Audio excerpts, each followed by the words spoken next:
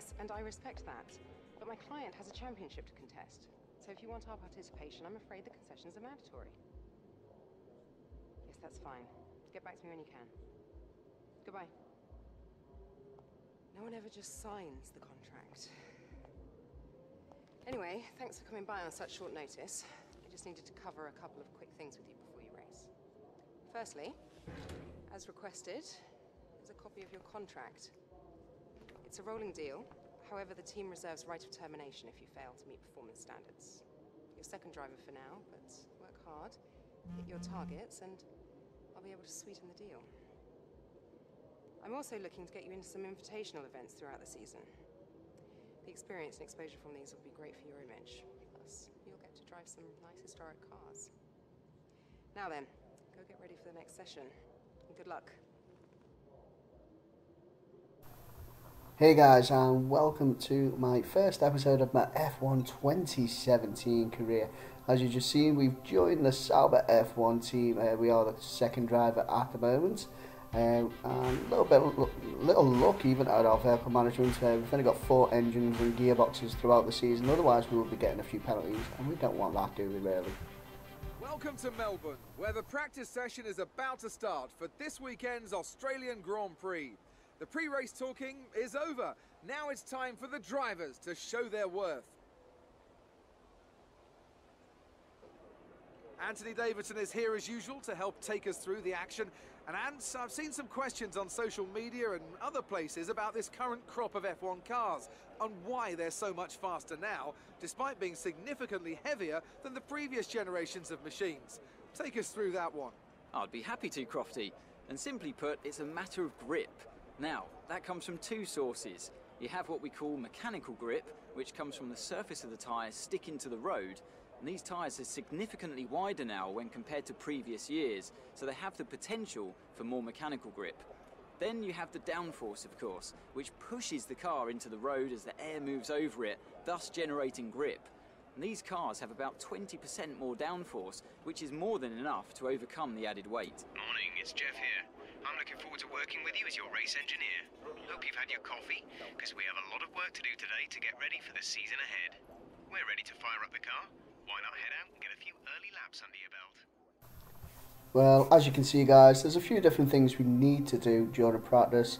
It takes quite a while just to get some of the resource points which we need. I'm not going to show you any of the practice stuff, but I will show you what we need them resource points for. Ah, you got my message. Perfect. Welcome to home away from home. We get more real-time data from the factory now than ever before, and it all comes through here. So I have to spend more time checking over the reports and less time hunting you down in the hospitality suite. To that end... Sorry, just a sec. Yeah, Chris here, is this important? I'm in the middle of something. Oh, okay. Right. Well, that makes no sense. Have Sarah reset the simulation and run it again. Okay.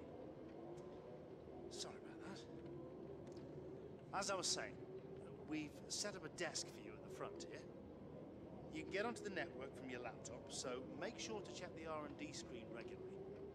And let us know how you want to use the data that we've collected over the weekend and through the practice programs. Also, bear in mind that the news from the factory won't always be good. Sometimes tests fail, like you've seen just now. And when that happens, we have to divert additional resources to fix it. C'est la vie, I'm afraid.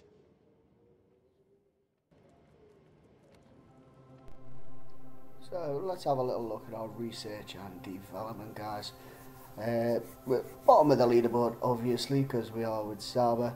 So we're going to have a little look at what we can get. We have got like just over 2,000 resource points. I'm going to go and get an ignition system sorted in the powertrain. Hopefully that will improve the speed we can actually go, which will be a big boost for Sauber.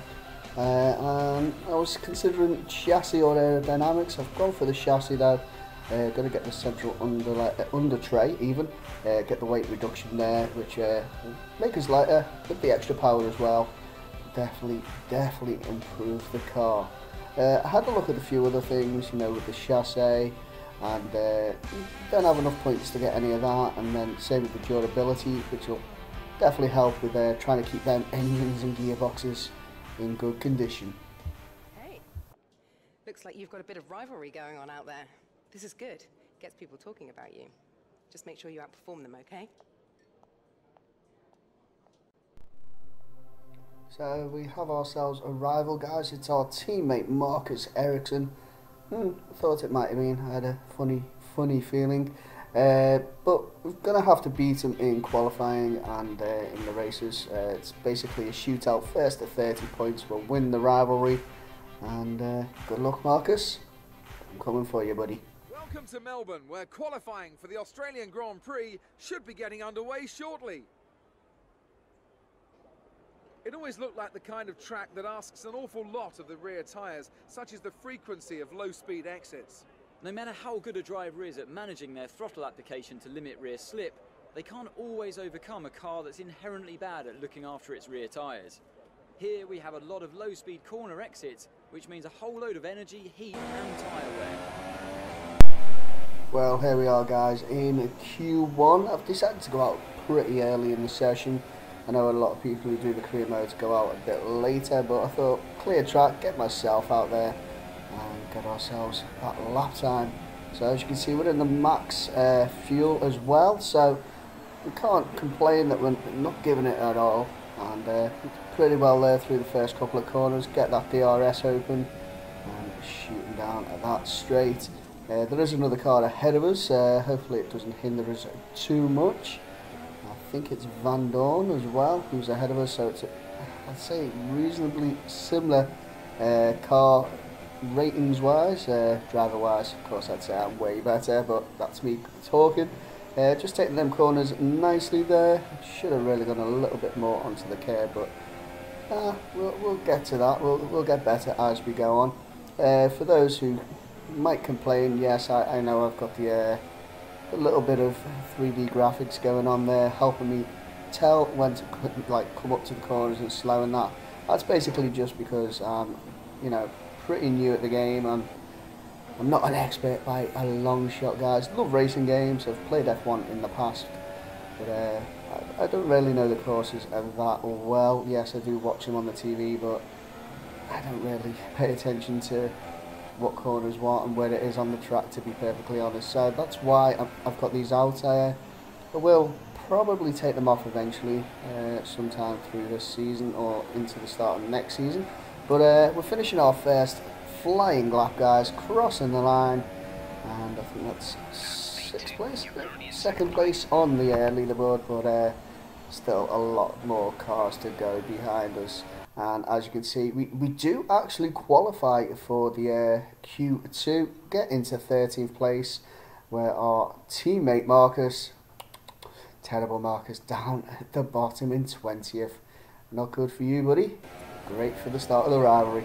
So we're into Q2. Once again, I'll go out straight away at the start, get that clear track, and coming up to turn 1, a little bit loose there, had to readjust. But we managed to get around it quite, you know, quite good. Trying to find the right words there, but we're doing all right. DRS open there, getting ourselves down that straight and coming up to the little S's. And we're taking the fine line. I'm liking this line we're taking. Yes, go on, complain about the 3D bit again, guys. Don't worry, I will take them off, as I said. But we're doing all right. As I said, I'm not an expert, but I think we're doing alright, trying to get a good, decent line, and coming up, braking down into 4th gear, taking another S's, and we need to get a bit closer to the wall. There we go, nicely done. Put our foot down, get ourselves up into 8th gear, there we go, and then brake, but it's a fast corner, get it round and around again, a nice little straight. And Ricardo was that, who's got the fastest lap so far. Fair play to Ricardo. There we go. And brake down to 4th gear again to get around that bend, accelerate up to 6th, and then around again in 6th gear, just touch the gravel a little bit and then brake down into second gear. Slow turn there, and as we do that, coming round the last bend and across the line. So a decent lap, and you know, I must say, is it enough though to get us to Q1? I'll be very happy if it does, and it does. A 6th spot on the grid at the moment, guys. I didn't expect this at the start. I thought if we get to Q2, that would be brilliant. You know, getting a top 15 spot would be good, but we're now guaranteed top 10 on the start line. It's crazy. I'm in a Sauber. What is going on, guys? What is going on? It's just an absolutely crazy qualifying session. There we go, on a Q3, going for it again, guys, straight out at the start of the session, and that's a nice line coming through turn 1 and 2, and hit that DRS and get that little boost from that, and it's not a bad line. And can we get this one? Go down to 3rd gear, take it nicely, accelerate away, have to slow a little for this bend, but then accelerate again, and we're in a 6th gear going around this bend. Going over the apex perfectly there. That's the line I like. And then slowing down again. Slowed down a little bit too much there, I think. But may just get away with it. Probably lost a couple of tenths, but hey, in Sauber, a couple of tenths is nothing. And there we go. So it's that Ricardo again, getting the fast lap. How does he keep getting out before me? I'm going out straight away. He keeps getting out and getting a quick lap in. But Bottas now overtakes him into the lead. Take that a little bit tight there.